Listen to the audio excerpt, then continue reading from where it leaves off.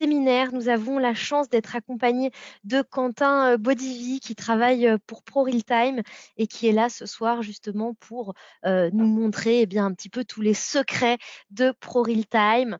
Ce soir, on va s'intéresser à la partie setup des graphiques, des indicateurs, ce genre de choses. On ira également un peu parler du screener. Et puis, dans 2 semaines, on se retrouvera pour aborder tout ce qui est backtest et trading automatique. Alors, avant que nous commencions, est-ce que les personnes qui sont déjà connectées, je vois que vous êtes nombreux, peuvent déjà me confirmer dans la fenêtre questions que le son fonctionne correctement et que la présentation est bien visible? Comme ça, on s'assure que tout fonctionne avant que nous débutions. J'attends Ouais. vos confirmations. Donc bonjour à tous, confirmez mon son aussi si possible. Comme ça, on saura qu'on est bien pour le reste de la présentation.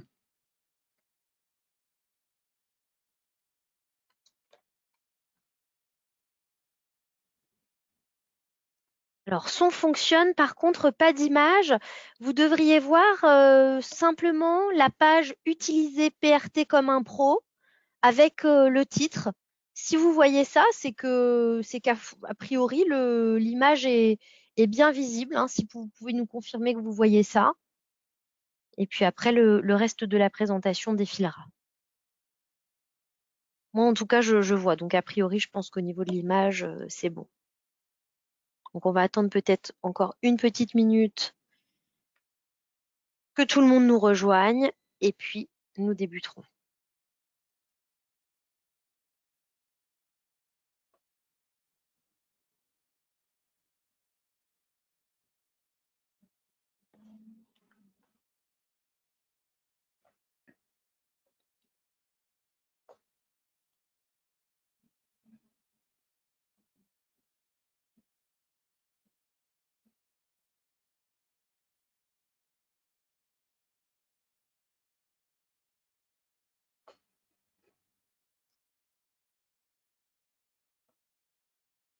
Parfait, tout fonctionne, donc nous allons pouvoir démarrer.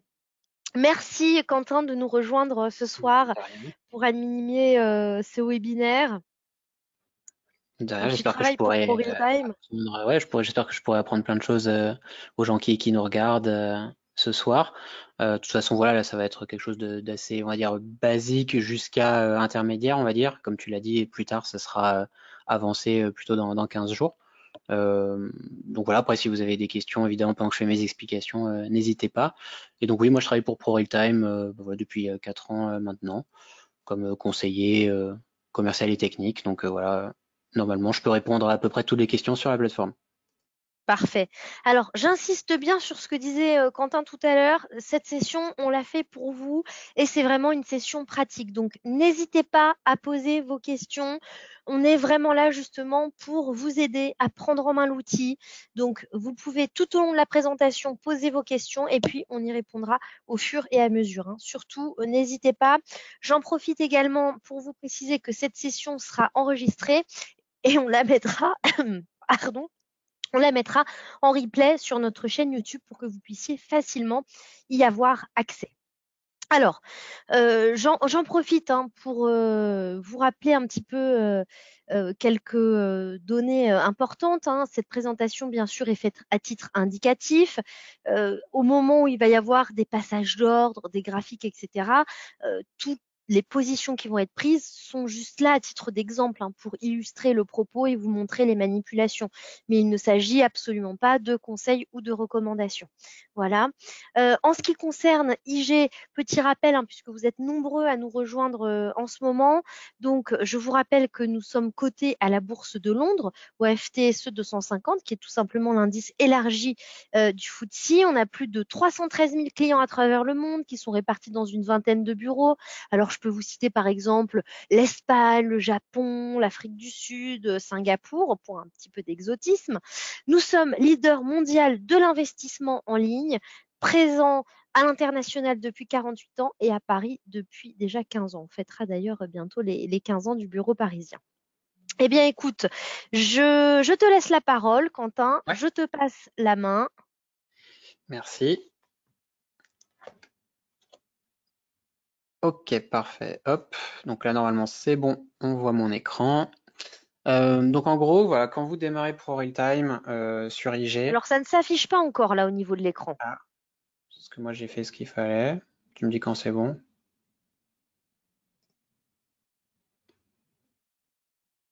Ça me dit que les autres participants peuvent voir pourtant.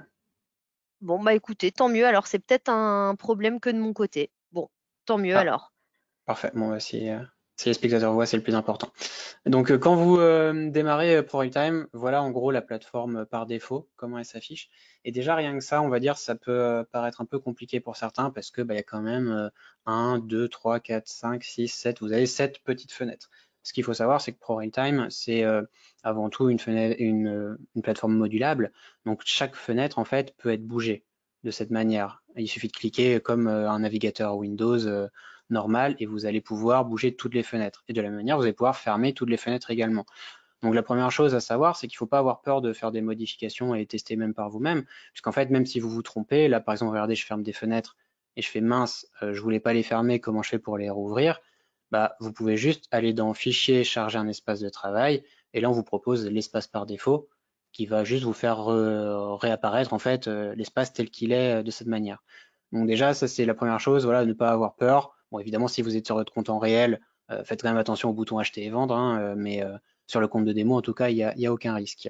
Donc moi, ce que j'aime faire, c'est commencer par justement tout fermer et on va afficher les choses qui nous intéressent un par un. Comme ça, on va se rendre compte qu'en fait, bah, c'est pas si compliqué que ça, toutes ces fenêtres-là qui peuvent apparaître. Donc je vais tout fermer et je vais juste garder la barre d'outils principale en haut. Hop, donc là on voit juste ma page internet derrière, ça pourrait être un fond d'écran, peu importe. Et donc ProRealTime, en fait, ça se limite à cette barre-là que vous avez en haut de la plateforme. Et bah, la première chose à faire, ça va être d'afficher un graphique, par exemple. Donc pour afficher un graphique, bah, vous allez sur votre barre de recherche et vous tapez ce qui vous intéresse. Donc là, par exemple, EUR-USD, l'euro-dollar. Il me propose ici soit l'euro-dollar full ou l'euro-dollar mini, donc 1 à 10 dollars le pips, 1 à 1 dollar le pips. Donc je clique sur celui-là, le premier qui est venu. Et voilà, là j'ai un graphique qui apparaît. Et après, bah, si juste avoir un graphique, ça me suffit, je peux juste l'agrandir de la manière qui m'intéresse. Et voilà, là j'ai juste un graphique et ça c'est on va dire le plus simple possible. Si après vous voulez d'autres choses, par exemple une liste, puisqu'on avait une liste tout à l'heure, ça va être dans affichage. Et là dans affichage, bah, vous avez plein de modules en fait que vous allez pouvoir ajouter au fur et à mesure. Donc par exemple, bah, voilà, affichage liste. Là ça me affiche la liste que j'avais tout à l'heure.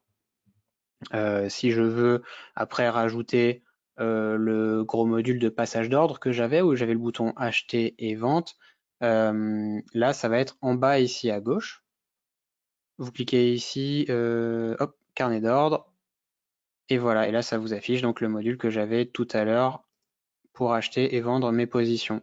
Et donc après, bah, c'est à vous de mettre comment dire, les formes au logiciel comme elle vous intéresse le plus pour avoir quelque chose bah, qui vous convient. Donc ça peut être par exemple un exemple simple de plateforme qui peut être utilisé pour un débutant. Juste une liste pour arriver rapidement sur les graphiques qui nous intéressent, le graphique en question pour faire l'analyse et de quoi passer les ordres. Donc la liste, comment l'utiliser quand vous avez votre liste? Vous allez avoir là, bon, c'est la liste des valeurs populaires, donc c'est une liste qui est proposée par IG Market, mais vous pouvez afficher ce que vous voulez dans cette liste. Là, par exemple, bah, il y a la liste spécialisée sur le Forex ou la liste spécialisée sur les indices européens, etc. Donc là, bah, si je clique sur ma liste Forex, il va me proposer voilà, la plupart des paires que IG va proposer. Et il suffit que je clique sur une des valeurs au hasard. Donc là, c'est l'euro contre la couronne tchèque, par exemple, ou alors l'euro contre le dollar de Singapour. Et voilà, juste en un clic, ça m'affiche le graphique en question. Euh, voilà pour ça, on va dire pour le plus simple. Ensuite, si jamais vous voulez créer votre propre liste, parce que vous vous dites, oui, mais moi, je veux une liste et il n'y a que l'euro-dollar et l'euro GBP qui m'intéressent. J'ai pas envie d'avoir une liste de 60 valeurs. Bah, vous allez pouvoir créer la vôtre. Je clique ici, en haut à gauche sur la clé à molette. Et là, vous arrivez dans une fenêtre gestion de liste. Donc la gestion de liste, vous avez ici la liste de listes qui apparaît, donc c'est celle qui apparaissait tout à l'heure, hein. Et si je veux créer ma propre liste, eh ben, je vais ici sur l'onglet créer, je vais lui donner un nom, Je vais l'appeler test. De toute façon, j'appellerai test à peu près tout pour ce soir. Et vous lui donnez le nom que vous voulez. Et là, elle apparaît ici, donc test. Et là, elle est vide. Et je vais aller la remplir petit à petit avec les valeurs qui m'intéressent. Donc, par exemple, on avait dit euro, euro USD. Je clique, elle est rentrée dans la liste. On la voit, elle apparaît maintenant en haut à gauche. Je vais mettre EUR, GBP par exemple également. Et si je veux autre chose, je veux pas forcément du Forex, mais je veux une action également, bah, je vais aller chercher une action, voilà par exemple Air Liquide. On me la propose ici, je clique et voilà. Et donc là, j'ai un début de liste qui commence à être créé, ma liste qui s'appelle ici test avec 3 valeurs. Et donc de la même manière, je peux accéder à ces valeurs juste en un simple clic. Ensuite, là vous voyez ce qui se passait, c'est que quand je cliquais, ça m'affiche un autre graphique et ça ne change pas le graphique qui est derrière. Ça, c'est parce que vous pouvez lier ou délier des graphiques, des fenêtres entre elles pour faire des groupes. Et pour choisir ces groupes-là, vous allez en fait en haut à gauche ici des graphiques sur le petit chaînon et vous pouvez choisir ici gris pour le délier ou blanc pour le lier. Et là, si je le lis et que je clique, vous voyez maintenant ça m'ouvre plus une autre fenêtre. Vous avez ce graphique-là qui est lié à cette liste. Voilà pour la gestion des listes. Ensuite, pour ce qui est de l'analyse du graphique à proprement parler. Donc là, on a un graphique qui apparaît avec un exemple encore une fois d'affichage. Vous allez avoir le volume en bas. Vous avez une moyenne mobile simple. Hein. SMA, c'est Simple Moving Average, donc des moyennes mobiles simples. Vous allez avoir une SMA 20, une SMA 50 qui sont proposées avec un remplissage. Vous avez également là des barres pointillées, etc., vertes et rouges. Ça, c'est ce qu'on appelle ici le Pro Real Trend. C'est calculé par une IA sur ProRealTime qui trace elle-même les supports et les résistances. Si c'est quelque chose qui vous intéresse pas, par exemple là, moi personnellement, je trouve pas que ça touche très bien les supports et les résistances, donc ça m'intéresse pas. Et ben je vais cliquer ici en haut pour l'activer ou le désactiver en un clic. Donc là, je vais faire en fait la même chose que tout à l'heure, c'est-à-dire que je vais épurer mon graphique pour arriver sur quelque chose de très simple, et puis ensuite on va rajouter les choses une par une pour arriver vers quelque chose d'utilisable, on va dire, sur lequel vous pouvez faire vos analyses. Donc la moyenne mobile ici, elle ne m'intéresse pas. Je vais cliquer supprimer. Comme ça vous donne aussi l'info de comment supprimer des indicateurs sur un graphique. Pareil ici, hop, cliquez supprimer. Et pour le volume, je clique fermer le panneau. Donc là, j'ai juste mon prix tout seul. Donc pour certaines personnes, ça peut suffire. Pour d'autres, il leur faut plein d'indicateurs. Donc comment j'ajoute un indicateur? Vous allez cliquer ici en bas à gauche sur indicateur. Et ça va vous ouvrir une fenêtre indicateur et système de trading. Et là, vous voyez qu'il y a 129 indicateurs qui sont proposés par défaut sur la plateforme. Si jamais vous avez un copain ou un formateur ou une personne sur Internet qui vous propose un autre indicateur, si vous avez le code avec le bon format, qui est le format ITF, .ITF, vous avez la possibilité d'importer des indicateurs supplémentaires en cliquant ici sur importer. Donc là, je vais utiliser ce qui est déjà disponible. Hein. Donc par exemple, je vais ajouter donc une moyenne mobile qu'on avait tout à l'heure. Donc si j'ai pas envie de la chercher dans ma liste, bon là elle est ici la moyenne mobile, mais par exemple si elle n'était pas facile à trouver, vous avez une barre de recherche. Donc ici je vais juste taper hop moyenne mobile et là il me propose, hop si je fais pas de faute de frappe, ici en surligné tous les indicateurs qui concernent les moyennes mobiles. Et donc nous, c'était la SMA qui nous intéresse. Ici, voilà, moyenne mobile simple. Sachant que quand vous savez pas, par exemple, une moyenne mobile de Hull, qu'est-ce que c'est? Moi, personnellement, je sais pas ce que c'est. Je clique dessus. Voilà, ça vous explique que c'est développé par Alan Hull et puis ça vous donne une interprétation, comment elle est calculée, etc. Donc même si vous savez pas quel indicateur vous avez besoin, vous pouvez toujours aller un petit peu à la recherche au hasard, cliquer, voir comment c'est calculé et puis estimer si c'est quelque chose qui vous intéresse ou pas pour votre analyse du marché. Donc là, je vais revenir sur ce qu'on avait tout Alors, à j'en l'heure. Une profite, moyenne mobile simple. Quentin, juste, Oui, je t'interromps puisqu'il oui, y bien a sûr, pas mal n'hésite de pas. personnes qui nous rejoignent là. Donc, pour ceux d'entre vous qui nous rejoignent, ce soir, on a la chance d'être avec Quentin Bodivi de ProRealTime. Il y a la fenêtre questions qui est là pour vous. Donc, vraiment, posez vos questions si vous avez des usages spécifiques de ProRealTime, si au quotidien, vous avez une petite difficulté, il y a quelque chose qui vous gêne, profitez-en. poser la question et puis comme ça, Quentin pourra répondre aux questions au fur et à mesure. Voilà, je te laisse la parole. Ok, parfait. Donc comme j'allais le faire, je clique ici sur moyenne mobile simple, et là je clique sur ajouter, le gros bouton, hein, il n'y en a que un de toute façon, et ça m'ajoute ma moyenne mobile. Elle apparaît ici en ligne pointillée, et j'ai ici ma configuration de moyenne mobile, où je peux choisir la couleur, l'épaisseur, le style. Donc si je veux une ligne pleine très épaisse, voilà, ici j'ai ma ligne pleine très épaisse en quelques clics. Vous avez le calcul ici du nombre de périodes que vous pouvez définir. Donc par défaut, c'est 20, on avait 20 et 50. Mais si je veux une moyenne mobile 45 totalement au hasard, voilà, j'ai cliqué, ça m'a changé ma moyenne mobile directement. Voilà pour un indicateur. Si je veux rajouter un autre indicateur, par exemple, on va mettre un oscillateur. Donc les oscillateurs, c'est les graphiques qui se mettent en dessous du prix. Donc ça peut être le volume, le MACD, des choses comme ça. Je vais mettre par exemple un MACD. Donc je clique ici, hop. Je tape MACD dans ma barre de recherche toujours. Il me le trouve tout de suite. Ici MACD tout simple. Je l'ajoute et de la même manière, donc j'ai mon MACD qui va s'ajouter en dessous et je peux tout choisir, les numéros, les nombres de calcul, les couleurs, les styles. Bon, en général, ce qui est défini par défaut, c'est le plus utilisé, mais si vous avez des besoins spécifiques, normalement, tout est définissable. Donc là, j'ai un graphique. Je me retrouve avec Air Liquide. Vous pouvez voir ici en haut à gauche, AL pour donc Air Liquide, en 1 minute, 200 unités. 1 minute, qu'est-ce que ça veut dire? Ça veut dire qu'une bougie est égale à 1 minute et qu'on a 200 bougies d'affichées.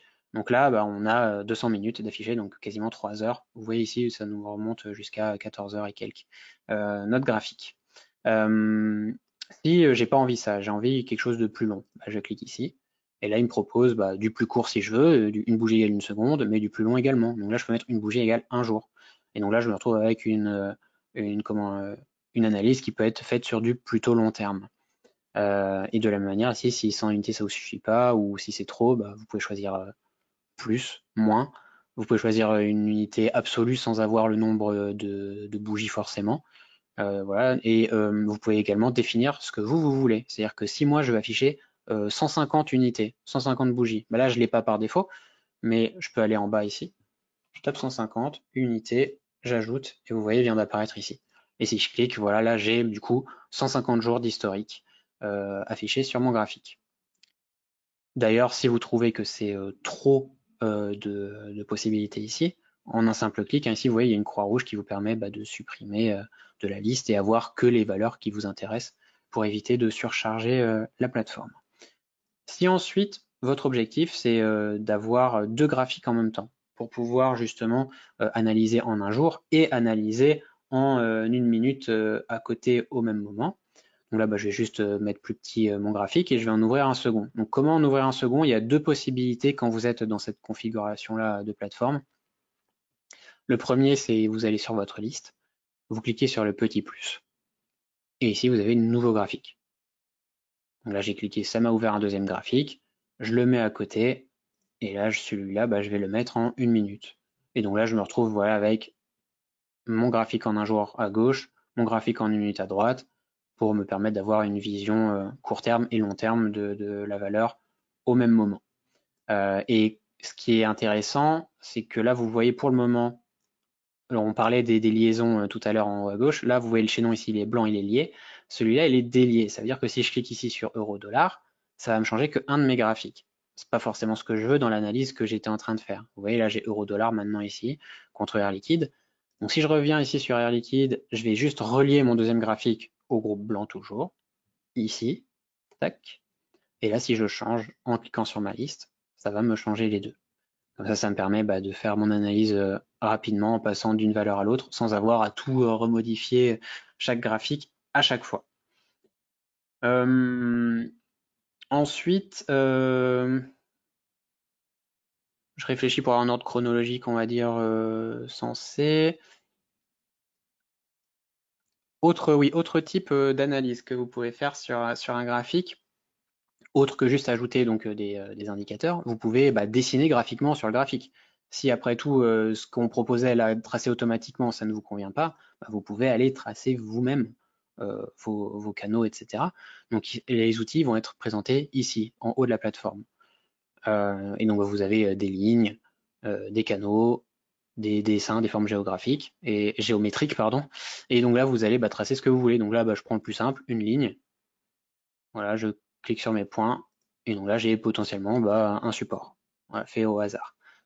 Si je veux la supprimer, je peux faire tout simplement, normalement, je clique dessus, supprimer sur mon clavier, la touche supprimer, et ça me la supprime. Pour tracer des canaux, ça va être ici, ça va être la même chose, hop, je trace ma ligne, et ensuite, vous voyez, je vais écarter, et ça me trace mon canal automatiquement. Donc voilà, pour tout ce qui est dessin graphique, vous l'avez donc par défaut, ce qui est proposé là, et s'il y a d'autres choses que vous voulez rajouter en plus qui ne sont pas proposées par défaut, ça va être le petit crayon ici, en bas à gauche. Quand vous cliquez dessus, ça vous ouvre techniquement le même menu que ce que vous avez en haut, mais vous avez trois petits points. Et quand vous cliquez ici sur les trois petits points en bas, là, il vous propose tout ce qui n'est pas dans la barre d'outils principale. Et vous voyez, en fait, quand je défile comme ça, par exemple ici dans les canaux, donc il me propose fourchette d'Andrew, vous voyez l'étoile ici favori, les jaunes, ça veut dire qu'elle apparaît dans la barre d'outils principale, mais les autres canaux ici, ils n'apparaissent pas, à part le canal simple ici qui est aussi, mais parce que vous voyez que c'est grisé. Mais je peux rajouter ce que je veux, il suffit que je clique ici, et vous voyez, ici, là, il y a le petit logo qui va venir s'ajouter dès que je clique. Et donc techniquement, je peux mettre autant de choses que je veux d'affichage pour les avoir à portée de clic sans avoir à aller chercher dans toute la liste. Donc après, évidemment, c'est toujours à vous de savoir ce que vous voulez comme indicateur ou ce que vous voulez tracer, etc. Voilà pour on va dire, l'analyse d'un graphique. Si après vous voulez faire Alors, des on avait une analyses, question. oui, Alors, on avait une question. Peut-on, alors, tu pourras pas y répondre, mais moi, je vais y répondre. Bonjour, peut-on avoir le marché des options barrières France 40? Alors, les options barrières ne sont pas tradables via ProRealTime. Vous aurez accès à ProRealTime avec les CFD et bientôt, on devrait avoir la possibilité de trader les Turbo 24 avec ProRealTime, hein. Voilà, c'est en cours de développement. Mais pour le moment, c'est du CFD, donc pas d'option barrière, hein, pour la personne qui me demandait. Je te laisse la parole, Quentin.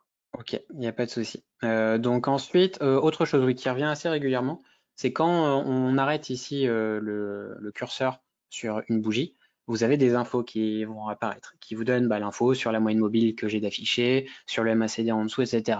Ça peut être intéressant comme ça peut gêner, puisque finalement, là, quand je suis comme ça, je vois pas mon graphique. Je suis obligé de bouger ma souris tout le temps et dès que je m'arrête, ça va revenir. C'est quelque chose qui s'appelle le détail curseur. Et ça, c'est facile à trouver. Vous allez dans vos réglages, plateforme. Et là, c'est pareil. Donc, vous avez en fait toute une arborescence avec plein d'options. Ça peut être un peu lourd à manipuler si vous cherchez une chose en particulier, mais vous avez une barre de recherche ici. Donc, quand vous savez à peu près ce que vous cherchez ou que vous connaissez le terme, il suffit de le taper. Ça devrait vous ressortir les pages qui vont vous intéresser. Donc là, moi, je sais que ça s'appelle le détail curseur. Donc, je tape curseur ici dans la barre de recherche et il va me trouver ici en surligné tout ce qui concerne le curseur. Donc là, je vais dans le premier, graphique, et là, il me retrouve affiché le détail curseur. Je le décoche tout simplement. Hop. Et maintenant, quand je lâche ma souris et que ça bouge plus, vous voyez, il n'y a plus la fenêtre qui apparaît. Voilà, ça je le dis parce que c'est une question qui revient assez régulièrement. Ensuite, pour faire des analyses, mais croisées, on va dire, d'un graphique par rapport à l'autre graphique, il y a plusieurs manières. Vous pouvez créer un spread, c'est-à-dire créer juste un différentiel entre deux valeurs, ou afficher les deux valeurs et les superposer avec une activation, un calcul en pourcentage de la ligne ici des prix. Donc c'est ce qu'on va faire, c'est ce qu'on va mettre en place, les deux manières pour vous montrer. Donc si par exemple mon objectif c'est de comparer Air Liquide à, je sais pas moi, le France 40 de manière générale. J'ai envie de voir comment il agit, s'il surperforme ou s'il sous-performe. Il y a plusieurs possibilités. Donc le premier, comme je vous dis, c'est juste de superposer les deux graphiques. Donc pour ça, on va aller chercher l'indicateur valeur comparée. Donc là, je tape pareil, je commence à taper comparer, il me trouve les indicateurs qui m'intéressent. Valeur comparée ici, l'avant-dernier. Ajouter. Et là, il me demande donc qu'est-ce que je veux ajouter sur mon graphique comme valeur. Je vais aller ajouter le France 40. Hop.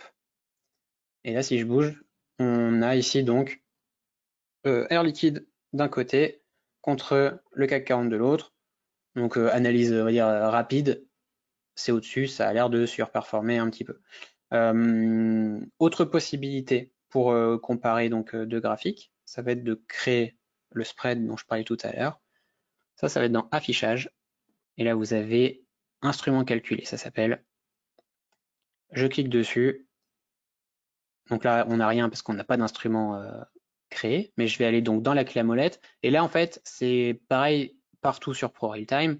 Pour la liste, j'avais pas de liste, bah, je vais sur ma clé à molette à gauche pour la créer. Là, pareil, je suis en train de créer un instrument calculé, j'ai pas d'instrument calculé, bah, je clique sur ma clé à molette et il me propose donc de créer mon calcul.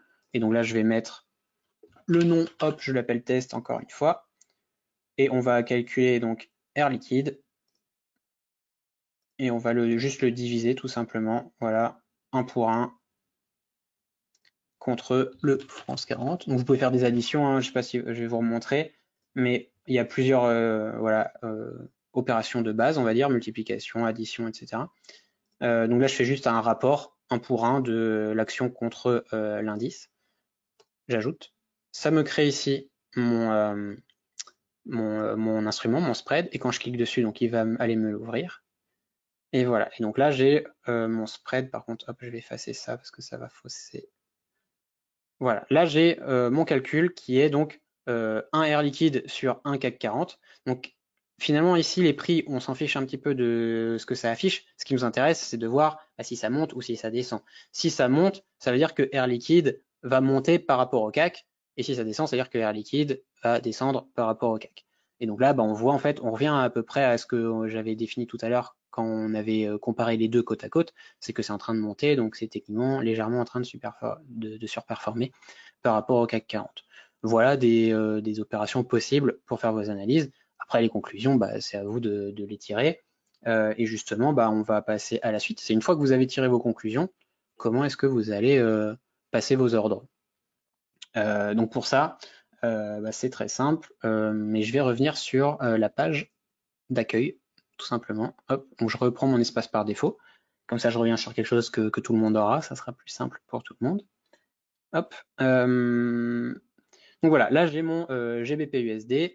J'ai fait mon analyse avec donc tous les indicateurs, etc. comme je vous ai montré tout à l'heure. Et votre décision, c'est que je pense que ça va monter, j'ai envie d'acheter. Voilà, c'est la conclusion que vous en avez tirée. Bah, comment est-ce qu'on va faire? On va tout simplement prendre ici l'encart que l'on voit. On va choisir notre quantité. Donc là, pour l'exemple, je vais juste prendre quantité 1. Et si j'ai envie d'acheter, bah, je clique ici sur acheter. Je valide mon ordre parce que là, moi, dans ma démo, j'ai pas le trading en un clic d'activer. Voilà. Et donc là, je viens d'acheter ma position. Et donc, bah, si ça monte, je gagne de l'argent. Si ça descend, je vais commencer à en perdre. Si ensuite, j'ai pas envie de rester devant mon ordinateur, attendre voilà, que j'ai plus 10 si mon objectif c'était plus 10 $, et de cliquer sur la croix pour sortir, puisque donc pour sortir de la position, il suffit de cliquer ici sur la croix rouge. Mais si j'ai pas envie d'attendre le prix qui m'intéresse, je peux aller ajouter des ordres en attente pour sortir ma position. Pour ce faire, bah, je vais prendre ma souris, je la mets ici sur le petit onglet de la valeur qui vient de l'ordre qui vient d'apparaître. Pareil, hein, sur les deux graphiques, c'est la même chose. Là, vous voyez, graphique de gauche, graphique de droite, peu importe. Et vous allez placer votre ordre bah, là où vous avez envie. Donc, je place ici une limite. Par exemple, ça sera mon objectif. Je le mets à ce prix-là, encore une fois au hasard. Et je vais aller mettre un stop. Hop, par ici, par exemple. Et donc là, je me retrouve avec mon ordre d'entrée à ce prix-là et deux ordres de sortie. Un qui me fait gagner 110, un qui me fait perdre 612. Et je peux techniquement fermer la plateforme, éteindre mon ordinateur. Je suis sûr que c'est un de ces deux scénarios qui va se produire si je ne regarde pas et que j'attends un certain temps. Et vous avez évidemment toujours la possibilité de modifier ces ordres-là. Hein. Si je me dis, ah bah non, je me suis trompé, je voulais le mettre plus près cet ordre. Bah ici, je clique sur la double flèche à gauche et avec un simple clic et glisser, je vais le remonter et je le mets au prix qui m'intéresse. Si je me dis, ah finalement, j'ai envie de sortir maintenant, j'ai pas envie d'attendre qu'un des deux ordres apparaisse, je vais juste cliquer sur ma croix rouge de sortie de la même manière, je valide, et là, mon ordre est exécuté. Voilà, mon ordre vient d'être exécuté et donc je suis sorti du marché. Vous avez ici donc la liste des ordres, hein, qui apparaît avec les gains comment dire, effectués, gains ou pertes effectués. Et ça, c'est l'achat, on va dire, de base sur ProRealTime, un achat au marché. Comme vous l'avez vu, c'est très simple, c'est un clic pour ouvrir, un clic pour sortir.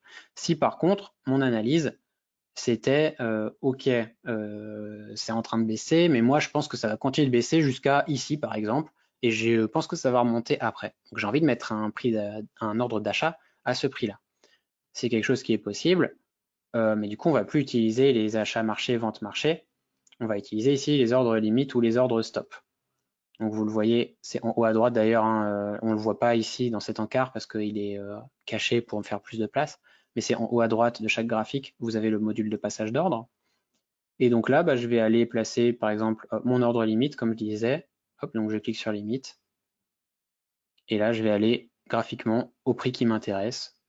Donc voilà, un ordre d'achat, je pourrais cliquer ici pour le poser. Juste une remarque, quand je monte au-dessus du prix, vous voyez ici, ça passe en vente. Donc achat au-dessus du prix, vente, pardon, achat en dessous du prix, vente au-dessus du prix. Si mon objectif c'était de vendre en dessous du prix, et ben c'est pas un ordre limite qu'il faut que je place, donc je fais un clic droit, je vais cliquer sur stop, et là vous voyez c'est l'inverse. J'ai une vente en dessous du prix et un achat au-dessus du prix. Donc ça, même si vous ne retenez pas à quoi correspond limite, à quoi correspond stop, vous le voyez directement graphiquement en fait. Vous voyez que là vous êtes en train de placer un achat, là vous voyez que vous êtes en train de placer une vente. Donc si mon objectif c'était de mettre un achat à 1,14 comme je l'ai annoncé tout à l'heure, je vais cliquer sur limite et donc hop 1,14, je clique et je valide mon ordre. Et donc là, techniquement, je ne suis pas sur le marché et il ne se passe rien tant que l'on ne touche pas le prix de 1,14550. Et une fois que le prix sera touché, je serai exécuté par le courtier et je serai enfin en position. Par contre, si jamais du coup, je veux encore une fois m'assurer de ne pas perdre tout mon argent sur cette position, je peux aller placer des stops sur la position de la même manière. Donc c'est ce que je vais faire ici. Hop, comme si j'étais en position en fait. Et là, je me retrouve donc avec un ordre où voilà, ici on attend que ça s'exécute. Et après, j'aurai mes deux ordres de sortie potentiels. Autre moyen de placer ces ordres-là, puisque là je les ai mis a posteriori d'avoir placé mon ordre d'achat. Donc là, je vais juste supprimer tous les ordres et vous indiquer ici les deux petites cases que vous pouvez cocher, L et S. Donc S c'est pour stop et L c'est pour limite normalement. Et donc là vous voyez quand vous mettez votre souris dessus, ça vous explique, hein, ordre stop lié, ordre objectif lié. Et donc quand je coche les deux, vous voyez ici que ma ligne où il y avait une seule ligne limite, maintenant j'en ai trois. Regardez, je décoche, j'ai plus qu'une ligne. Je décoche, j'en ai trois. Et là je vais me retrouver en fait avec un système directement de trois ordres qui sont liés les uns aux autres. Et donc je vais placer mon ordre d'achat sur le graphique toujours. Là, c'est juste un résumé donc du système d'ordre que vous êtes en train de placer. Je le valide. Et voilà, et là je me retrouve donc avec mon ordre d'achat à ce prix-là et mes deux ordres de sortie potentiels. Voilà le passage d'ordre et finalement il n'y a pas plus que ça à savoir sur le passage d'ordre. Oubliez pas de choisir votre quantité bien sûr, parce que là j'ai pris quantité 1 pour l'exemple, mais définissez bien la quantité, votre exposition, etc. avant de rentrer sur le marché. Ensuite, qu'est-ce que je pourrais dire de plus?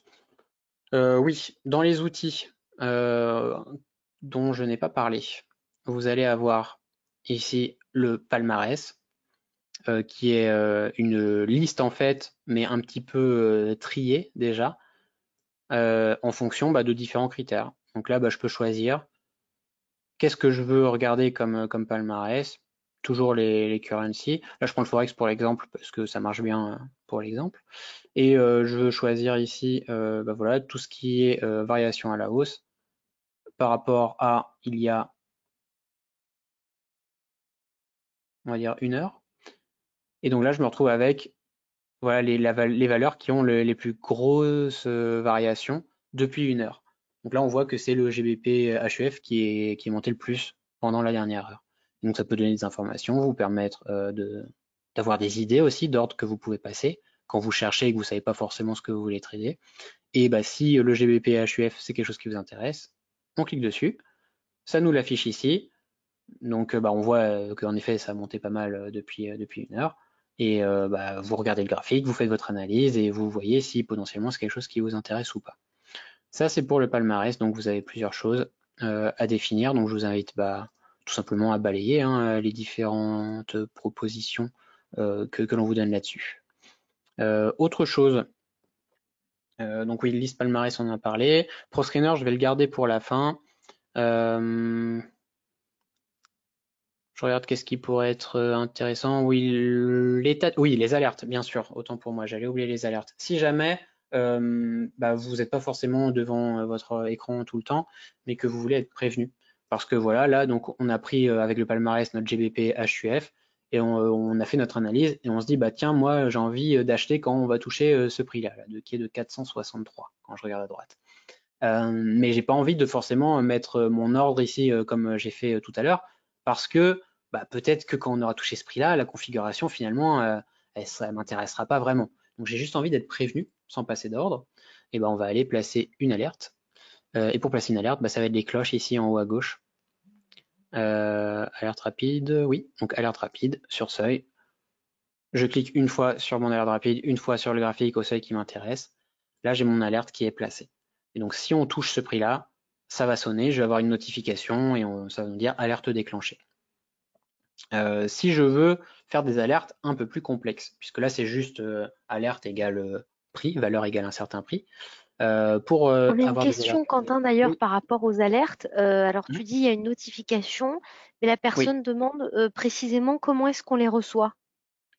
C'est une pop-up en fait. Vous avez une alerte sonore et une pop-up. Je vais essayer de la mettre près du prix, l'alerte, comme ça on va essayer de la faire déclencher. Ok, et on n'a pas une option pour recevoir un email. On va y arriver. On peut, oui, choisir d'envoyer par email. J'aimerais D'accord. bien. Voilà. Là, vous voyez, ça déclenche les alertes. Ça dit alerte déclenchée. Je sais pas si on a mon son qui est partagé aussi d'ordinateur. Non, on n'a pas entendu le son, malheureusement. Ok. Bah, ça m'a dit alerte déclenchée et j'ai eu ici deux D'accord. pop-up donc qui viennent d'apparaître puisque ça a touché 2 fois le prix. Euh, voilà. Et donc après, bah, il suffit de cliquer dessus. Si vous n'êtes pas sur le graphique, vous cliquez dessus, ça vous fait apparaître le graphique en question. Voilà comment ça déclenche l'alerte. En tout cas, quand on se contente de juste la mettre sur le graphique. Euh, Ce qui est assez cocasse, c'est qu'au moment où j'ai dit je vais acheter là, ça a descendu d'un seul coup et c'est parti là où j'avais mis mon prix mis au hasard, hein, je le rappelle. Donc hop, je supprime mon alerte. Pour régler les alertes, donc là j'ai juste mis une alerte rapide, c'est pour ça que j'avais aucune possibilité de réglage, mais je vais aller ici donc créer une alerte, on va dire un peu plus complexe. Je clique donc au prix qui m'intéressait et là voilà, j'ai propriété alerte qui apparaît. Et donc là, la question dont on parlait, c'est ici dans l'encart en bas à gauche. Également recevoir une notification hors plateforme. Vous cochez par email, vous rentrez votre adresse email et ça vous enverra donc voilà un email, tout simplement. Ensuite, pour ce qui est donc de l'alerte, peut-être que j'ai envie de mettre juste un prix comme défini tout à l'heure. Donc là, c'est ce qui est indiqué par défaut. Le prix de la période en cours est inférieur ou égal, donc là comme je l'ai placé en dessous, c'est dès que ça va toucher, en gros ça va sonner à la valeur. Donc la valeur c'est là où j'ai cliqué, 462 765, hein, donc hop, voilà c'est cette ligne-là techniquement. Donc là si je clique sur créer, ça va me remettre une ligne comme ce que j'ai fait tout à l'heure, sauf que bah, ça m'a fait pris 3 clics au lieu de me prendre un seul en utilisant l'icône à côté. Mais si je veux définir une alerte par rapport à autre chose qu'une valeur de prix, si j'ai envie, par exemple, bah, d'être prévenu quand justement cette valeur elle touche cette moyenne mobile ici, cette moyenne mobile 50, bah, c'est quelque chose que je peux faire. Donc ici, je vais définir, je veux que mon prix de la période en cours toujours soit inférieur ou égal à, voilà, et donc là, vous voyez, il me propose en fait tous les indicateurs présents sur mon graphique à la moyenne mobile 50 de la période en cours toujours. Je crée mon alerte. Ah oui, évidemment, j'ai coché sans mettre d'adresse, donc il n'aime pas. Hop, créer mon alerte. Et là, mon alerte est créée. Donc là, ça peut être un peu plus difficile à voir puisque bah, j'ai pas de trait, puisque techniquement, mon alerte, c'est cette ligne-là. C'est la ligne bleue qui va bouger bah, au fur et à mesure que le graphique va bouger également. Comment est-ce que je fais pour voir où est mon alerte? Ici, en haut à gauche, vous avez une petite cloche. Quand je clique dessus, il me réexplique ce qu'il en est. Et je peux la supprimer, la modifier si je veux. Autrement, Comment y accéder? Parce que peut-être vous êtes passé à autre chose et vous savez plus que vous avez une alerte sur ce GBP HUF que peut-être vous avez regardé qu'une fois par mois. Vous avez la possibilité d'afficher, donc ici, les alertes, état des alertes, voilà, affichage état des alertes. Et là, vous avez donc une autre fenêtre qui vous donne une liste d'alertes tout simplement. Et donc là, je vois que j'en ai une sur le GBP HUF. Merci Quentin. J'ai une personne qui nous demande, est-ce qu'il y a une option pour avoir l'alerte, mais juste le pop-up sans le son? Donc, où Oui, est-ce qu'on peut décocher cette option si c'est possible? c'est tout à fait possible. Il faut aller dans les réglages. Donc encore une fois, réglages plateforme. Et là, si vous ne savez pas où chercher, vous savez que c'est au sujet des notifications. Donc je tape notification. Il me trouve ici, voilà, notification et son. Et là, on est sur la page pour justement régler ces notifications. Donc là, on voit que moi, c'est coché ici la voix de Julia quand je coche. Sachant que vous pouvez mettre des sons après, vos propres sons aussi si vous voulez. Mais donc là, il suffit que je décoche. Et une fois qu'elles sont décochées, j'aurai plus de sons sur, sur cette pop-up. Il y aura que D'accord. du coup la pop-up à droite. Et Et on donc on peut peut le même régler. télécharger son propre son, quoi. euh, oui, on recherchait ici. Voilà, Ah, rechercher et c'est ça vous fait super. chercher dans votre ordinateur. Euh, D'accord. voilà. Donc après, il y a la possibilité de mettre son en boucle. Donc là, bon, c'est si vous avez envie d'avoir le sentiment d'urgence, hein, parce que alerte déclenchée, ça dure 2 secondes. Donc en boucle, au bout de 3 fois qu'elle a répété alerte déclenchée, on a juste envie que ça s'arrête. Mais bon, ça existe. Et pour les pop-up, justement, qui apparaissaient à droite, il y a aussi des limites, parce que vous pouvez placer plein d'alertes, et puis des pop-up à l'infini, vous savez plus quoi en faire. Là, regardez, on coche. Là, c'est permanente. Ça veut dire que tant que j'avais pas cliqué sur ma croix qui est en bas à droite, elle serait restée en bas à droite, présente, mais je peux mettre temporaire. Et je peux dire que je veux qu'elle reste que 3 secondes. Voilà. Donc là, c'est 5 secondes minimum, autant pour moi. Donc vous allez avoir votre pop-up, elle va apparaître ici en bas à droite. Au bout de 5 secondes, elle disparaît. Et si vous n'avez pas mis de son, techniquement, votre pop-up, c'est quasiment pas une alerte du coup, puisque vous n'avez pas le son, elle est restée 5 secondes. Donc c'est à vous de régler comme vous voulez. Est-ce que vous voulez que ce soit intrusif? Est-ce que vous voulez que ce soit pas du tout intrusif? C'est à régler. Voire même, vous voyez, ne pas afficher, hein. Donc là, vous n'avez même pas de notifications qui vont apparaître. Ça, donc c'est pour le son. Et c'est tout pour les alertes, en tout cas pour le réglage des alertes. Euh, voilà, je réfléchis. Donc oui, ma liste J- d'alertes. Ouais, non, j'avais fini pour les alertes. Dis-moi, tu avais une autre question? D'accord. J'avais une question supplémentaire en ce qui concerne le décompte d'affichage Oui, des bougies. Comment, voilà. tout à fait. Donc, si après tu peux, voilà, en Oui, parler. tout à fait. Donc ça, c'est très simple, ça se fait en quelques clics aussi. Vous allez sur n'importe quel graphique que vous avez devant les yeux. Donc par exemple, voilà celui-là. Vous allez cliquer droit sur votre axe des prix. Vous allez sur configurer cette zone en bas. Et ici, vous allez cocher afficher le décompte pour la clôture de la barre qui apparaît là. Et là, vous voyez, je coche, je décoche. Vous voyez la petite étiquette verte ici, 5h48, qui apparaît, qui disparaît. Donc voilà, c'est là, je sais que dans 5h48, j'ai une nouvelle bougie de un jour qui apparaîtra. Ça peut être plus d'ailleurs utile sur des petites unités de temps. Donc on va le faire sur l'autre graphique qui est en 1 minute. Configurer.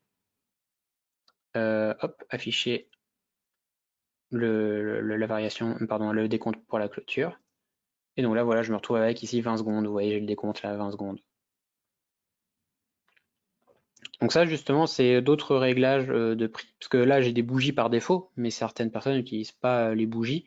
Vous pouvez cliquer ici sur prix, configurer. Et là, vous avez la possibilité de régler votre prix comme vous le voulez. Donc si vous voulez juste une ligne, je clique sur ma ligne, hein, tout simplement. Et là, je me retrouve avec un graphique en ligne. Si vous voulez utiliser des calculs un petit peu plus complexes après, ça peut être par exemple des Ekenashi. Voilà, j'ai cliqué sur Ekenashi, là j'ai mon graphique affiché en Ekenashi. Donc tout ça, ça se fait en cliquant ici en haut à gauche sur l'onglet prix, puisque le prix en fait est considéré comme un indicateur, au même titre que les moyennes mobiles que vous avez à côté. Donc voilà, juste ici et configurer. Et après vous choisissez ce que vous voulez. Autre chose, oui, dont je devais parler, c'était par rapport à Ichimoku justement, qui est un indicateur assez à la mode en ce moment, pas mal utilisé. Donc on va juste, hop, simplifier tout. Je mets en plein écran mon graphique. Donc ça, c'est j'ai juste cliqué en haut à droite hein, sur le rectangle pour le mettre en plein écran. Je vais aller mettre un Ichimoku. Donc je clique en bas à gauche sur indicateur. Je mets ici hop, Ichimoku, je le mets en une fois. Donc Ichimoku, c'est un système d'indicateur, hein. Vous avez un nuage qui est un peu devant. Et en fait, c'est une sorte de moyenne mobile. Enfin, c'est pas vraiment des moyennes, mais c'est calculé sur les 26 périodes précédentes. Ici, voilà, 26, 52. Donc vous choisissez aussi vos calculs, mais en général, ça ne bouge pas. Et là, vous avez en fait la possibilité donc de le régler graphiquement. Et ce qui va nous intéresser, c'est ça, la période. Puisque là, j'ai mis donc mon Ichimoku sur la période du graphique. Donc j'ai un Ichimoku 1 minute, sur mon graphique 1 minute. Mais peut-être que j'ai envie d'avoir donc un Ichimoku d'une durée de temps plus longue pour avoir le nuage, par exemple, sur une unité de temps 1 heure. Donc c'est ce que je vais faire. Utiliser notre période, 1 heure. Et donc là, j'ai Ichimoku qui apparaît en 1 heure. Alors c'est pas très parlant parce que 1 heure, c'est du coup on est très zoomé, 1 minute par rapport à 1 heure, donc on va essayer peut-être du 15 minutes.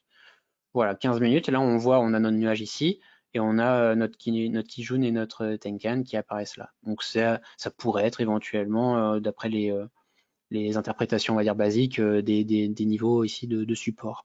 Et on peut avoir les deux, puisque là, donc j'ai juste réglé mon Ichimoku en 15 minutes, mais si je veux les deux, le 15 et le 1 minute, j'ai juste à aller rajouter un autre Ichimoku en fait, puisque là donc j'ai mon Ichimoku 15 minutes, indicateur ici en bas à gauche, je refais la même manipulation, Ichimoku, hop, surpris, ajouter, et maintenant je mets utiliser la période du graphique ici, et je vais pouvoir aller sélectionner donc 1 minute, et là vous le voyez donc, j'ai mon système en 1 minute, et j'ai mon système ici en 15 minutes. Attendez, hop. Désolé, je me fais spammer, autant pour moi. Voilà, donc voilà pour les systèmes d'Ichimoku, avoir plusieurs Ichimoku sur différentes valeurs en même temps. Attention, réglez bien vos couleurs également, puisque ça peut être aussi vite difficile de faire vos analyses, de savoir quelle ligne correspond à quoi. Puisque là, j'ai pas changé les couleurs, donc ici, vous voyez, j'ai une ligne mauve, une ligne rouge, une ligne mauve, une ligne rouge. Là, ça va parce que le prix est assez loin, mais on a vite fait quand même de s'y perdre si on garde les mêmes couleurs. Donc après, si je veux changer des couleurs, je clique ici en haut à gauche, configurer toujours. Je reviens sur ma fenêtre de configuration de l'indicateur et là je vais pouvoir aller changer les couleurs tout simplement. Donc voilà, par exemple ici je veux bleu, donc là je mets des couleurs totalement au hasard, hein. Je clique, hop, et donc là vous voyez ici c'est devenu bleu et marron contre les deux couleurs ici qui étaient mauve et rouge tout à l'heure. Et peut-être que voilà, mon analyse est plus simple de cette manière-là. Voilà pour un réglage donc Ichimoku. Hop, je vais juste vérifier si j'ai pas oublié d'autres choses. Tes curseurs. Journal de trading, ça c'est des choses qui vous permettent d'avoir votre propre journal si vous voulez mettre des notes. Donc voilà, par exemple, je sais pas, aujourd'hui c'était une bonne journée, vous pouvez le taper, bonne journée, vous rentrez. Ça vous permet d'avoir un historique, d'avoir peut-être vos avis sur des ordres que vous avez passés. Puisque là, vous voyez, il y a l'historique de mes ordres. Et donc je peux mettre des commentaires sur mes ordres aussi. Ça permet de revenir une semaine plus tard, voir peut-être l'état d'esprit qu'on avait, etc. Donc voilà, ça peut être un outil sympathique. Autre chose, là je pense que dans les réglages c'est à peu près tout. Après ça va que être de l'affichage de toute façon. Donc vous voyez ici trading, liste des ordres, ça permet de voir les ordres qui ont été exécutés, c'est ce qui est ici en bas à gauche. Et vous avez, ça c'est important, l'onglet en attente. Parce que si vous placez des ordres un petit peu partout sur plein de produits différents et que vous oubliez que vous en avez placé un et que vous fermez la plateforme, vous revenez le lendemain, vous avez été exécuté, vous n'êtes pas content évidemment parce que c'était pas le prix qui vous intéressait. Et bien ça pourrait être évité justement en regardant cette fenêtre-là. Trading liste des ordres en attente. Là, on voit que j'ai aucun ordre en attente. Mais si je place un ordre en attente au hasard, hop, ici, vous voyez ici j'ai mon ordre en attente qui apparaît. Et donc si j'ai une autre valeur qui est affichée, hop, donc là on voit plus l'ordre que j'ai placé sur mon graphique puisque j'ai affiché une autre valeur. Mais je le vois toujours ici dans ma liste des ordres en attente. Donc il suffit que j'aille ici cliquer sur la croix rouge et je vais aller annuler mon ordre en attente. Comme ça, je suis sûr que je ne vais pas être exécuté sans que je ne le veuille. Donc voilà, ça c'est quand même Alors, intéressant à utiliser. Oui. Oui, effectivement, très intéressant. On me demande également comment avoir une moyenne mobile à 30 semaines. Ah, donc ça c'est ce que j'ai expliqué un petit peu tout à l'heure. Alors on va juste, hop, je vais repartir sur quelque chose de par défaut. Hop, voilà. Donc moyenne mobile, par défaut, vous en avez deux qui sont affichés ici, 50 et 20, mais je vais les supprimer, on va aller la rajouter nous-mêmes. Donc déjà, les moyennes mobiles, elles sont calculées par rapport aux bougies que vous affichez. Donc le multi time frame comme j'ai fait pour le Ichimoku, ça va pas être possible de l'afficher sur d'autres indicateurs. Donc là, regardez, si je vais ici indicateur, ma moyenne mobile simple, je l'ajoute.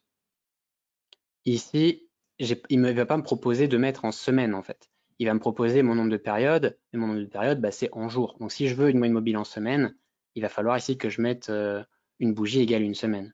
Et là, je me retrouve avec une moyenne mobile, oui, calculée en semaine. Je ne sais plus quel chiffre a été donné, si c'était 30 ou 27, mais voilà. Ici, par exemple, j'ai tapé 30, et là, je me retrouve avec une moyenne mobile de 30 semaines. Mais par contre, cette histoire-là que j'ai fait avec Ichimoku pour avoir le nuage, en 15 minutes contre le 1 minute. C'est disponible qu'avec le Ichimoku pour l'instant sur ProRealTime. C'est quelque chose qu'on est en train de mettre en place qui devrait être disponible pour la version 12 qui devrait sortir dans les mois à venir. Avec IG, je ne sais pas trop quand la mise en place va être faite, mais ça devrait arriver un jour, je pense. D'accord. Et du coup, on pourra le faire finalement avec tous les indicateurs et pas seulement Ishimoku, c'est ça? Et exactement. Alors tous pas Ok. sûr non plus, mais en tout cas avec beaucoup plus d'indicateurs, oui, que ce qui sera proposé. Et ça, c'est quelque chose qui peut être vérifié très rapidement, puisque quand j'étais sur Ichimoku, bah, dans ma fenêtre ici configuration d'indicateurs, c'était proposé directement là en fait. Je pouvais cocher soit journalier, soit autre chose. Et là, bah, on voit que quand on est sur ma moyenne mobile simple, je suis quand même assez limité dans ce que je peux apporter quoi, comme changement. Et malheureusement, c'est tous les changements que vous pouvez faire sur votre indicateur vont se trouver sur cette page-là. Donc si vous ne trouvez pas ce que vous voulez sur cette page propriété de l'indicateur, malheureusement, c'est que ProRealTime ne va pas proposer ce que vous voulez faire. Donc là, j'ai ma moyenne mobile. Bon, elle est épaisse parce que c'est ce que j'ai fait tout à l'heure, mais voilà, j'en mets plus fine. Voilà comment afficher une moyenne mobile simple sur une semaine. Après, on peut toujours avoir l'information voilà, du chiffre de cette moyenne mobile et après aller le reporter. Si par exemple ici, puisque techniquement bah, c'est mis à jour toutes les semaines, hein, cette moyenne mobile, bah là je sais qu'elle est à 1,3, pardon, 1,30720, et bah, je peux aller ici placer, moi peut-être tracer une ligne à 1,30720 pour l'exemple. Et comme ça je sais que bah, pour cette semaine-là, bon là ça va être très haut, mais voilà, je l'ai mis moins haut pour qu'on le voit quand même sur le graphique. Mais je peux me dire, bah voilà, ça c'est mon niveau de moyenne mobile de la semaine. Ça peut être, on va dire, une possibilité pour avoir le niveau de prix en tête sur votre graphique en plus petite unité de temps. Évidemment, avoir en tête qu'il faut le modifier à peu près une fois par semaine pour avoir quelque chose d'utile. Donc il y avait après un dernier point que j'allais aborder, qui est allé de ma conclusion et mon introduction pour dans 15 jours, qui est le début en fait au code. Et donc, comment faire des scans de marché? Ça, c'est quelque chose qui fait gagner beaucoup de temps sur ProRealTime, puisque bah, parfois, vous ne savez pas ce que vous voulez trader. Euh, je sais pas, vous en avez marre de trader l'euro-dollar, ou l'euro-dollar, il est plat depuis une semaine, et vous dites, bah, il y a peut-être d'autres devises qui bougent sur lesquelles je pourrais faire quelque chose, mais vous ne savez pas quoi. Et vous avez une liste de 60, quand on était tout à l'heure ici sur EastForex, vous avez votre liste de 60, puis bon, bah, allez checker toutes les heures les 60 valeurs, bah, finalement, vous passez votre vie sur la plateforme. Ce qui peut être une bonne chose si c'est ce que vous voulez faire, mais en général, les gens n'ont pas le temps. Donc pour le faire, eh ben, on va aller créer un ProScreener, donc un scan de marché. Donc affichage ProScreener. Là, on a juste un exemple qui nous est donné, qui est le ProScreener Avalmont-Bessier. Il y a d'autres exemples ici qui sont donnés, mais nous, ce qui nous intéresse, c'est d'aller créer le nôtre. Donc pour créer le nôtre, encore une fois, ça va être la clé à molette en haut à gauche de la fenêtre, comme pour la liste tout à l'heure, comme pour le spread que j'ai créé tout à l'heure également. Donc je clique dessus, ça m'ouvre la fenêtre Gestion ProScreener, donc comme la liste de tout à l'heure, où j'ai ici la liste des ProScreeners créés, donc ça c'est les ProScreeners par défaut, mais je vais aller créer le mien, donc ici en haut à gauche, créer, ça m'ouvre cette fenêtre ici, ProScreener, outil de détection de valeur, et c'est là que tout va se passer. Donc soit vous savez coder, donc le langage utilisé sur PowerItem, c'est le langage basique, et donc vous tapez voilà, en basique votre code. Personnellement, je ne sais pas le faire et vous n'avez pas besoin de le faire, puisqu'il existe la création simplifiée. Pourquoi il veut plus retourner sur la création simplifiée, je ne sais pas. Hop, je vais juste fermer. Voilà, la création simplifiée, c'est parce que j'avais commencé à taper, du coup il lock la création simplifiée pour pas faire des contradictions entre ce que j'ai écrit manuellement et ce qui est écrit automatiquement. Et donc là, la création simplifiée, bah, on va aller rentrer nos propres critères de scan qui vont être des indicateurs la plupart du temps. Donc ici, je vais ajouter une condition à mon proscreener. D'abord, avant d'ajouter les conditions, on va faire tout ce qu'il y a autour. Je vais définir une période de scan. Donc je veux scanner en 1 minute, parce que je vais scanner par rapport au graphique de droite. Donc je vais scanner en 1 minute, et je vais choisir une liste de valeurs à scanner. Et donc pour garder le thème qui est le Forex un peu ce soir, bah, je vais ici dans ajouter une zone géographique, currencies, et je vais ajouter voilà juste les mini, donc les petites valeurs à 1 $ le pips. Donc là, c'est ce que je vais scanner. Ensuite, qu'est-ce que je veux scanner? Donc je vais aller ajouter mes conditions. Donc je clique sur conditions du proscreener. Là, il me dit cliquez sur la section de la fenêtre graphique qui contient l'indicateur, le prix ou l'objet sur lequel repose la condition. Donc je vais aller cliquer soit sur le prix si c'est quelque chose en rapport avec le prix ou avec les moyennes mobiles qui sont placées là, ou je vais aller cliquer sur le MACD si c'est un indicateur lié au MACD que je veux scanner, ou le RSI. Et ça peut être les trois également, hein. Donc là, je vais aller cliquer d'abord sur le prix. Et il me propose la même chose que pour l'alerte tout à l'heure en fait. Je vais définir que je veux scanner toutes les valeurs dont le prix de la période en cours est supérieur à la moyenne mobile, voilà, de la période en cours toujours. Donc ça répond ici, le prix il est au-dessus de la moyenne mobile 1. La moyenne mobile 1 c'est dans l'ordre ici chronologique, donc la 1 ça sera la 20, la 2 ça sera la 50. Je vais ajouter une autre condition, hop, ajouter, je clique encore ici, et cette fois je vais mettre par rapport à la moyenne mobile 2, ou alors je vais mettre cette fois-ci inférieur à la moyenne mobile 2. Donc là, normalement, on devrait avoir des prix qui sont entre les deux moyennes mobiles. Je ne sais pas s'il va m'en trouver parce que c'est assez spécifique comme demande. Donc je valide. Critères de tri. Alors ici, il n'y a pas à réfléchir. Je vous avoue, vous mettez variation depuis la veille tout le temps. Ça évite des problèmes de calcul. En gros, c'est quand on sait bien ce qu'on veut faire qu'on va choisir les autres options. Donc choisissez variation depuis la veille tout le temps. Ça marchera dans 99,9% du temps. Je valide, et donc là on voit que c'est défini ici, c'est défini ici. J'ai défini à droite ma période de scan et le marché que je voulais scanner. Je clique sur exécuter mon proscreener, et là il me sort le proscreener. Donc il trouve aucune valeur qui correspond à mes conditions. Donc ça veut dire quoi? Ça veut dire que j'ai pas eu de chance, qu'il n'y a pas de valeur qui se situe ici entre ces deux valeurs, entre ces deux moyennes mobiles en 1 minute, et donc je peux aller le modifier.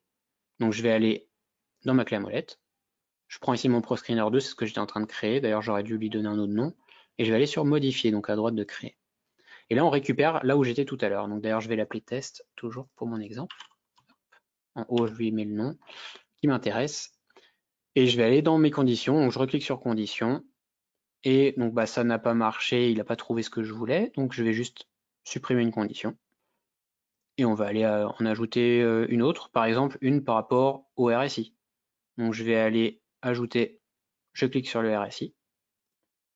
Et je veux ici afficher toutes les valeurs qui ont un RSI de leur période en cours supérieur ou égal à une valeur. Et la valeur, je peux aller la définir, par exemple 70. Je mets 70 parce que là, je vois qu'on est à 72, donc ça devrait au moins m'afficher cette valeur-là qui correspond aux deux conditions que je viens de rentrer.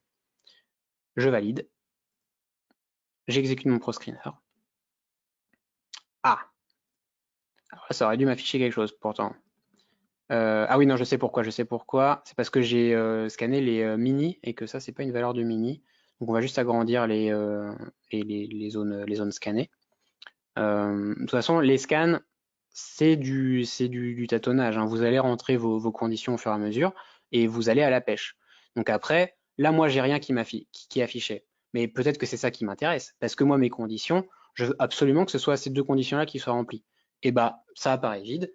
Et le jour où il y a une valeur qui apparaît, comment dire, qui va remplir ces deux conditions, et ben, elle va apparaître ici, de la même manière ici que dans la liste. Bon, évidemment, j'aimerais bien vous montrer quelque chose pour que ce soit plus visuel pour vous, donc je vais faire quelque chose de très simple. Hop, modifier, comme tout à l'heure, condition, on va juste supprimer, hop, et se contenter d'une moyenne mobile simple. On va aller ici, hop, scanner plus de marchés également. Ah, alors là, c'est pas normal, par contre, il devrait m'afficher quelque chose, je ne sais pas pourquoi il m'affiche rien. Mmh. Euh, secteur.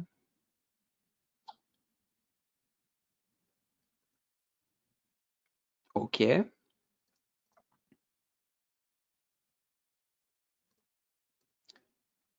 Alors ça devrait marcher. On va y aller à tâtons, hein, jusqu'à ce que ça marche.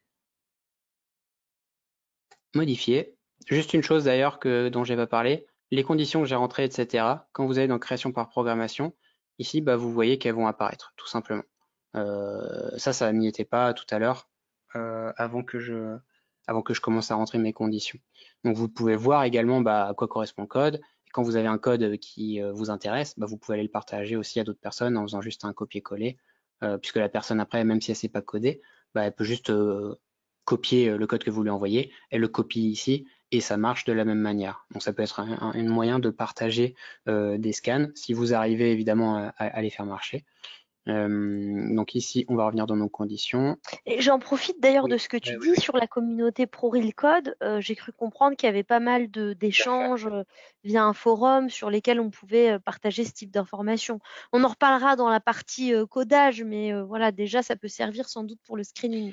Ouais, tout à fait. Dès qu'on va toucher à du code, même pour les alertes, hein, tout à l'heure où il y avait des conditions, en fait, dès qu'on rentre des conditions, même si c'est pas coder le code à proprement parler, dès qu'on parle, voilà, et qu'on s'approche de ça, bah, on peut aller sur le site donc www.prorealcode.com et c'est un format de forum où vous pouvez aller en fait bah, vous inscrire, poser vos questions, voir s'il n'y a pas déjà des gens avant vous qui ont posé ces questions-là, évidemment.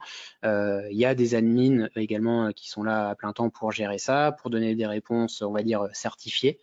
Je sais qu'il y a même parfois des prises de commission. Si vous avez une idée de robot de trading, ça, on en parlera peut-être plus tard, mais si vous avez des idées de robot de trading que vous n'arrivez pas à le faire vous-même, bah, il y a des gens là-bas qui peuvent le faire pour vous aussi. Il y a même la possibilité d'acheter des robots déjà faits, si jamais vous voulez tester des choses, mais sans voilà, avoir à créer votre propre robot vous-même. Donc ouais, je peux que vous inviter à aller visiter le site ProRealCode.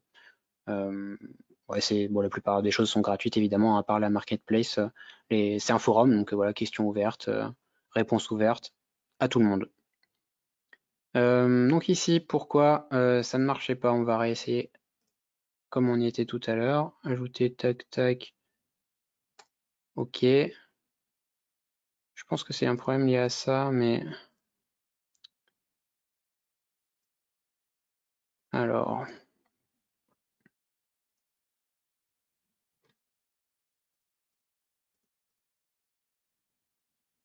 si on scanne en un jour.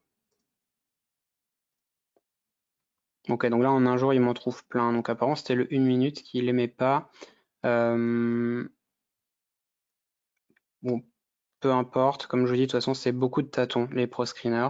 Donc là, j'ai fait juste une condition simple. C'était prix supérieur à la moyenne mobile. Et donc, bah, il m'a sorti une liste. Sauf qu'ici, vous voyez, il y a écrit liste dans ma liste, il y a écrit pro screener ici, puisque donc c'est pas une liste à proprement parler, c'est une liste active. C'est-à-dire que dès qu'il y a une valeur qui ne correspond plus à la condition que j'ai mis, elle va sortir de cette liste.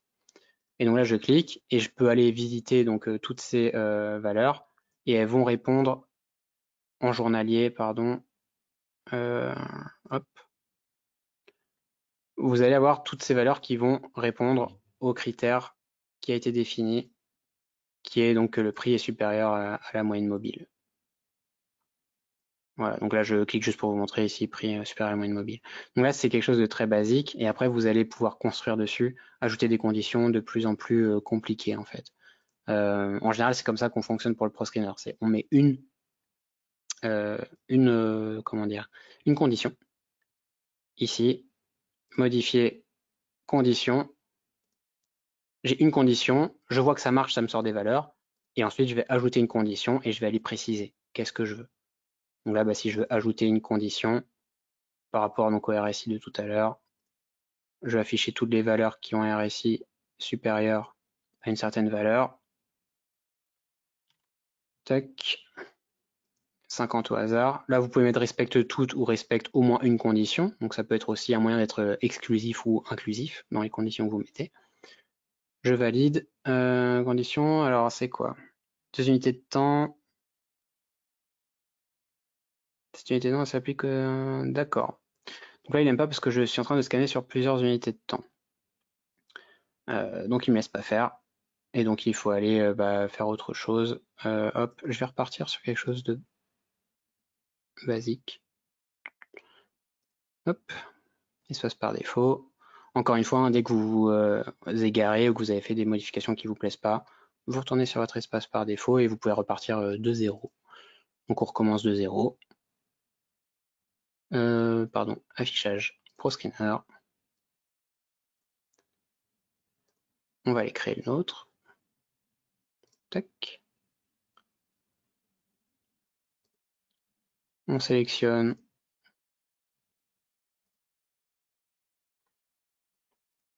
Currencies Europe. Non, pardon, hop, ici, Currencies, voilà. Critères de tri, comme tout à l'heure, depuis la veille. Conditions du ProScreener, on y retourne. Donc notre prix supérieur à notre moyenne mobile. On valide. Ok, je vous avoue qu'il se passe quelque chose là, je suis pas sûr de ce que c'est. Parce que ça devrait marcher et ça ne marche pas.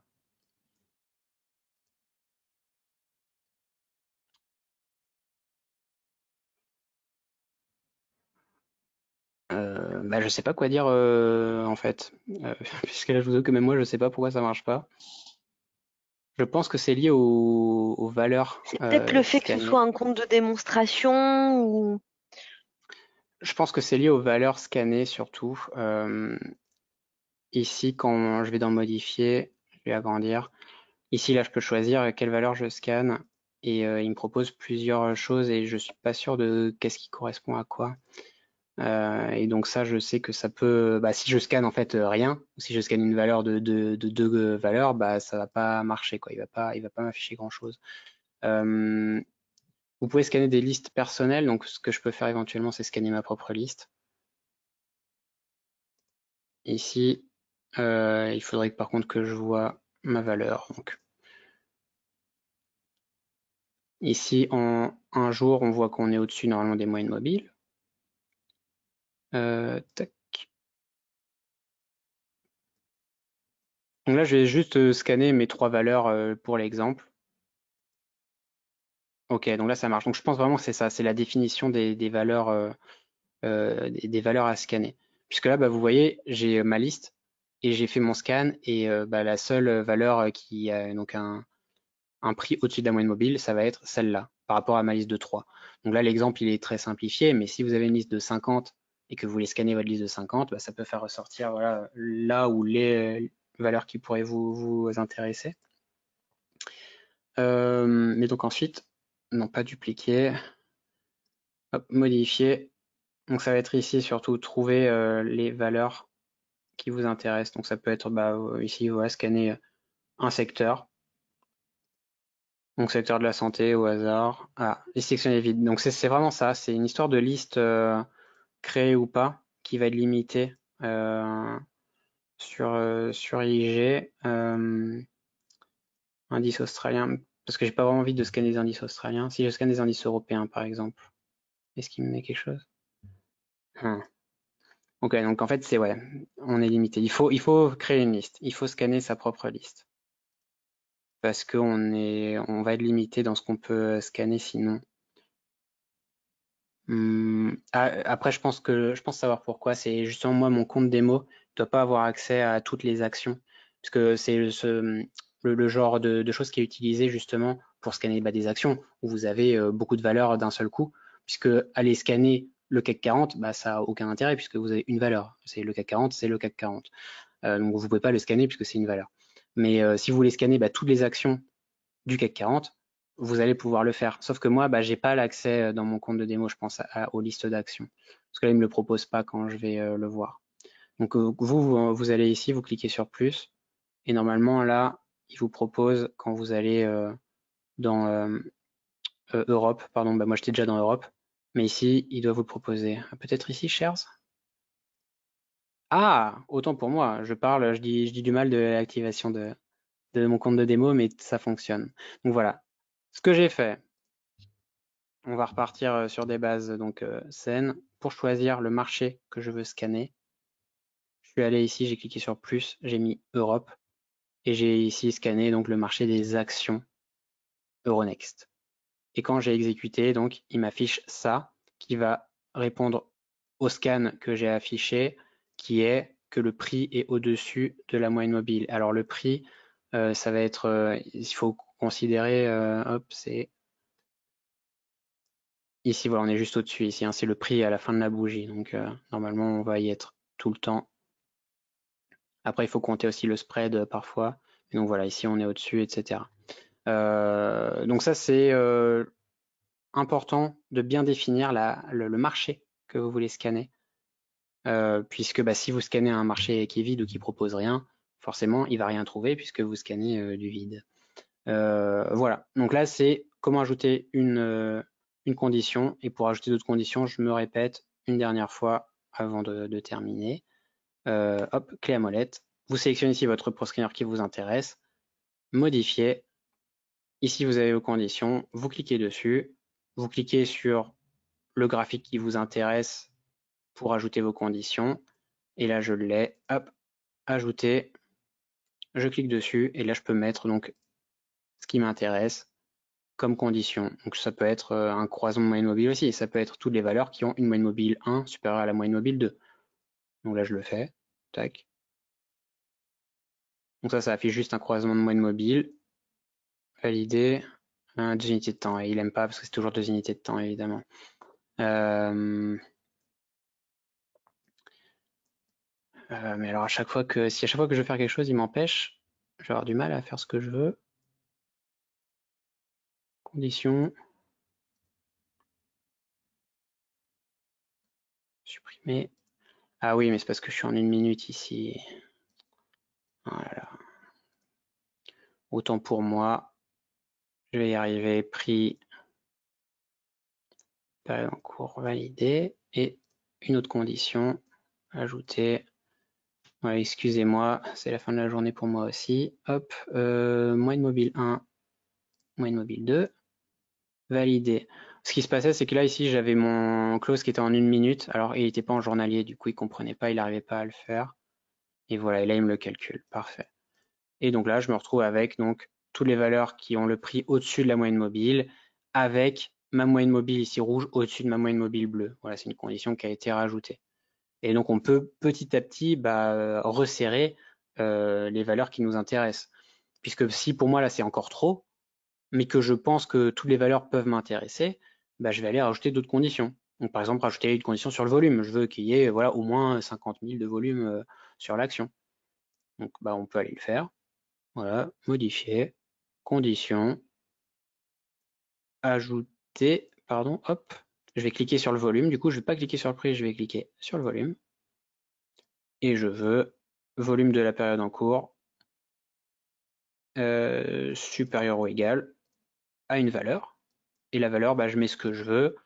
Là, ici, on est à 31 900, donc je vais mettre au moins 30 000, comme ça je suis sûr que cette valeur-là apparaîtra. 33 000, je valide. Donc là, j'ai mes 3 conditions qui sont mises, j'exécute. Et là, il a dû me sortir quelques valeurs. et je peux augmenter, si j'augmente le volume, il va me sortir les valeurs petit à petit. Voilà. Et donc voilà comment fonctionne le screener. Et ça permet, plutôt que de regarder toute la valeur, toute la liste des actions qui sur IG, il y a combien, vous proposez combien d'actions, Maëva? À peu près, je sais pas si tu sais. En action spécifiquement, j'ai pas le chiffre en tête. J'ai pas le chiffre en tête là. Surtout qu'on propose plusieurs marchés, mais Ouais, en il y a au gros, on moins a tout le plus CAC de 40, quoi. 17 000 valeurs à Voilà. disposition, quoi. Donc plutôt que d'aller regarder les milliers de valeurs, vous sélectionnez un marché à scanner et vous allez ressortir. Là, vous voyez, juste avec trois conditions qui sont normalement très simples, hein, et qui sont facilement remplies, parce qu'après, vous pouvez mettre les conditions que vous voulez vraiment. Et je me retrouve avec juste voilà, une vingtaine, même pas de valeurs. 19, oui, il y a écrit ici. Donc voilà, et ça permet instantanément de faire ce scan. Et ça, c'est enregistré. C'est-à-dire que là, OK, on a tâtonné, etc. Mais une fois que c'est fait, vous l'avez enregistré et votre scan, vous l'avez tous les jours. Et tous les jours, vous vous connectez et il est mis à jour en direct. Et peut-être que Eurocar, il sera plus dans ces conditions-là demain, il apparaîtra plus dans ma liste ici. Voilà à quoi ça sert un Pro Screener. Et donc, on en parlera plus dans 15 jours et comment après les adapter pour faire du trading automatique, etc. Super. Eh ben, écoute, merci beaucoup, Quentin, pour cette session. J'espère que ça vous a plu. Comme on sera ensemble dans 15 jours, si jamais il reste des questions en suspens ou alors des thématiques peut-être que demain, en retournant sur l'outil, vous souhaitez que nous abordions, eh bien, n'hésitez pas. Je vous donne mon email, hein, maeva, maeva.chazal, chazal, @ig.com. Vous pourrez m'adresser vos questions et puis comme ça, j'en ferai part à Quentin pour notre prochaine session. On se retrouve dans 15 jours pour parler trading automatique et backtest. Et ce sera précisément le mardi 5 juillet à 18h30. Merci encore Quentin pour ta participation ce soir. Je te souhaite De rien. une excellente fin de journée. Et puis à tous, à très bientôt. Au revoir.